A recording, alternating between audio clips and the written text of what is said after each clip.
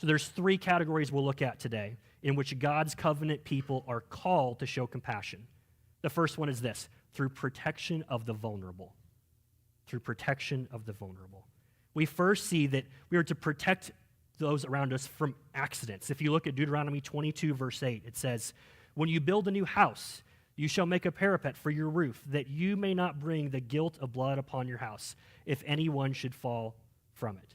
This is a call to protect those around you from an accident that might happen or might not happen. Specifically here, it's saying, if you build a house on the roof, it gives them instruction to build a railing or a short wall on the roof. Roofs were often used in that time for cultural events, parties, even sleeping. And sometimes in the excitement or while you're snoring and rolling the wrong way in bed, someone could roll off of the roof. They're saying, help your neighbor avoid this accident. Protect this person from something that could happen. It may not, but you can protect this vulnerable person.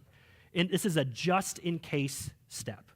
An example of this might be when it snows. We get lots of snow and ice often here in Springfield during the winter, and we shovel and we salt driveways, parking lots, sidewalks. Why? We want to care for those that might be using them to avoid a misstep, for an accident that could happen. Why does God call his people to do this? Well, because in this and all the things that we will see, it reflects the character of God himself. God shows compassion towards his people regularly by protecting us from things that we do not anticipate. We talked about this morning in our Equip class. What a blessing it is often when we ask God for something and he graciously says no. He protects us from something we are not even anticipating. And so when God calls us to do this thing and all the things that we will see, what God calls us to do towards others, God does first and best. The second way we're supposed to protect the vulnerable that we see here in Deuteronomy is protecting your neighbor's livelihood. This comes from chapter 22 and verses 1 through 4. It says, "You shall not see your brother's ox or his sheep going astray and ignore them. You shall take them back to your brother. If he does not live near you, you do not know where he is, do not know who he is, you shall bring it home to your house. It shall stay with you until your brother seeks it. Then you shall restore it to him. You shall do the same with his donkey or his garment or with any lost thing of your brother's, which he loses and you find. You may not ignore it. You shall not see your brother's donkey or his ox fallen down by the way and ignore them. You shall help him to lift them up again." Summary here: if you find something that belongs to your neighbor, specific examples here mention animals often, the person was to care for it until it could be returned to its owner.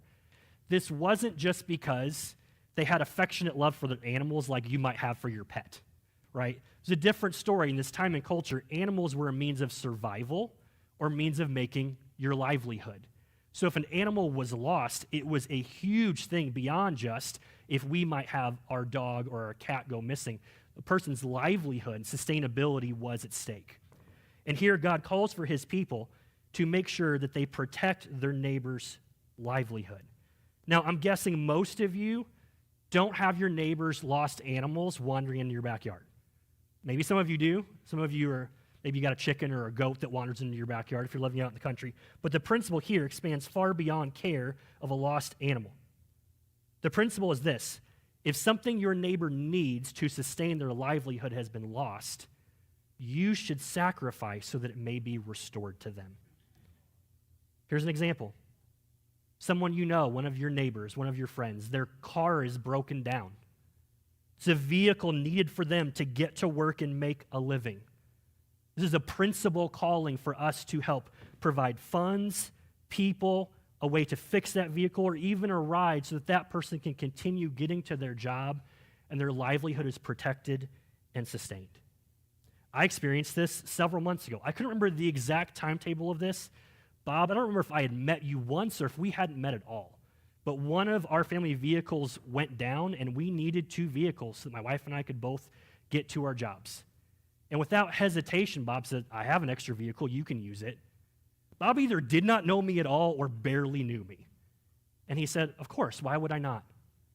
That's a modern-day example of living out the principle of this work, protecting the vulnerable by protecting their livelihood. Again, this shows the character of God. God shows compassion toward his people through sacrifice. that we might be sustained and flourish. Friends, we have to look no farther than the cross of Jesus to know that God sacrificed for us, that our life might be sustained and that we might flourish. Because what God calls us to do towards others, he does first and he does best. Third part of this, third protection of the abused, from chapter 23, verses 15 through 16. It says, "You shall not give up to his master a slave who has escaped from his master to you. He shall dwell with you in your midst, in the place that he shall choose within one of your towns, wherever it suits him. You shall not wrong him." Now, in the Old Testament, when we see the word slave, it's an umbrella term that can be describing one of two things. One is abduction and abuse, where people are taken from their own land. Old Testament would label that as kidnapping. They are brought somewhere else and forced to work under abusive conditions. That can be what's being mentioned when the word slave is used. It also can be meaning subjects or servitude. This is where a country might be taken over by another country, and now they are subject to the rules and authorities of that ruling nation. Or it might be someone who's in servitude. They owe a debt, and they are now a servant to the one they owe the debt to until the debt can be paid back. The Bible, including the Old Testament, always condemns abduction, kidnapping, and abuse. The Old Testament gives principles for subjects or servitude in that time and culture. Now, here's what you have to know for this to really make sense. Nations outside of Israel generally did not have protections for anyone that fell underneath that label. Even for those that were in subject and servitude, there were no protections for them. So it virtually guaranteed that those who were a slave of any kind in another country outside of Israel were experiencing abuse. God commands his people that when one of these slaves escapes and makes it to Israel, that this vulnerable person who has escaped abuse be protected within the borders of God's people. It is simply given out of God's grace and compassion. There's no list of things the former slave has to do to enjoy this protection. In God's compassion and grace, he simply says, provide it. What could this look like in daily living today? It could look like a woman who is in escaped an abusive relationship and shows up at our church fearful with nowhere to go.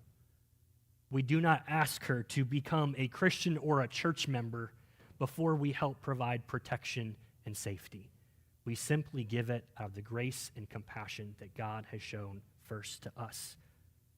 God shows compassion to his people by drawing near to us in our suffering, becoming our place of refuge in times of trouble. What God calls us to do towards others, God does first and best.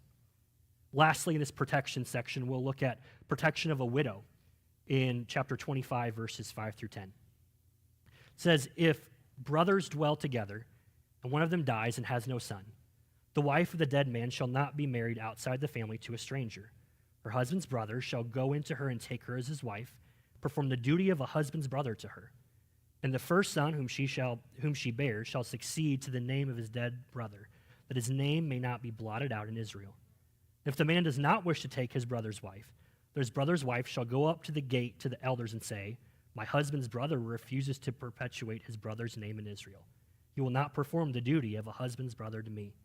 Then the elders of his city shall call him and speak to him. And if he persists, saying, 'I do not wish to take her,' then his brother's wife shall go up to him in the presence of the elders, pull off his sandal off of his foot, and spit in his face.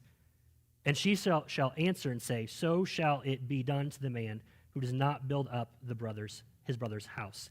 The name of his house shall be called in Israel, the house of him who had his sandal pulled off.'" Guys, this is wild. We're going to get the principle here, but the reaction to this, it's a lot, but it points to how important this is. In this time and culture, it was common in the event of a husband's death for one of his brothers to marry the widow. This provided her stability, support, and protection she did not culturally possess outside of being married. In this case, the husband is deceased, and the brother refuses to marry the widow. They're brought to the town elders. Again, he refuses to marry the widow. This refusal would often take place because that brother did not want to marry again, have more children, and have to divide his inheritance amongst more kids. He wanted his existing children to get more. Therefore, the idea of doing his family duty in protecting this widow was seen as too costly. It's too expensive.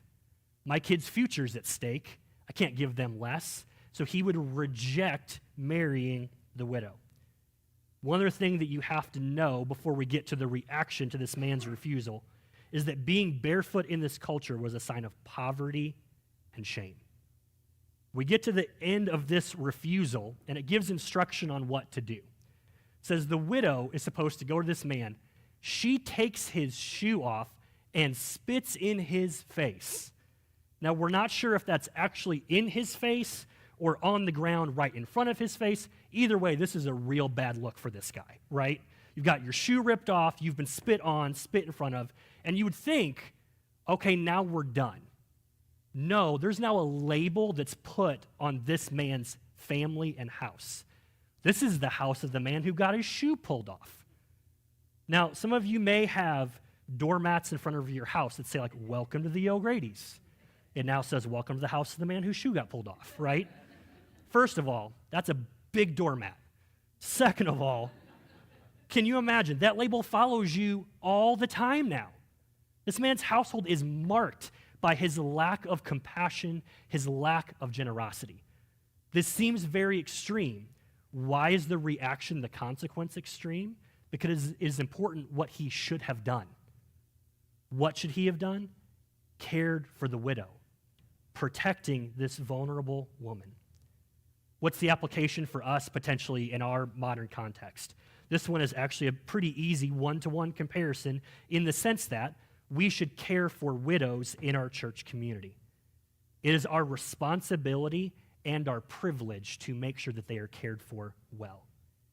And if ignoring this is dishonorable, as the passage says, then the only right and honorable thing is for us to care for widows well, no matter how high the cost. This again reflects God's character in that he shows compassion towards his people by making us part of his family through Jesus with the love and blessings enjoyed by his own Son. What God calls us to do towards others, God does first and best. So God's covenant people are called to show compassion through protection of the vulnerable,